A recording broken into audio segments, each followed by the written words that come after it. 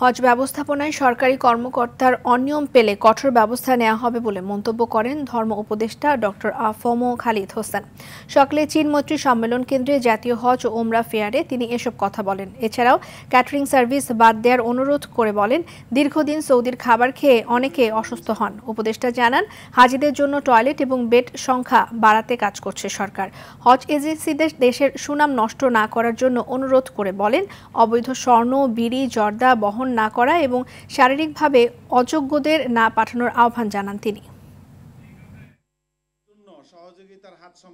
আপনারা আমাদেরকে বলবেন, আমার কোনো স্টাফ যদি একেবারে হজ ক্যাম্প থেকে শুরু করে মিনিস্ট্রি পর্যন্ত কেউ যদি কোনো দুর্নীতির সাথে যুক্ত কোনো এজেন্সির কাছ থেকে টাকা নেয়, দে উইল বি পানিশড। আমি গতকাল হাবের পরামর্শক্রমে সৌদি মিনিস্টারকে চিঠি লিখেছি, দুপুরে ডিউ লেটার দিয়েছি ক্যাটারিং সার্ভিসটা যাতে বাতিল করা হয় এবং বাংলাদেশি লোকেরা, বাংলাদেশি হাজি সাহেবেনরা সৌদি আরবের খাবার খেতে অভ্যস্ত নন।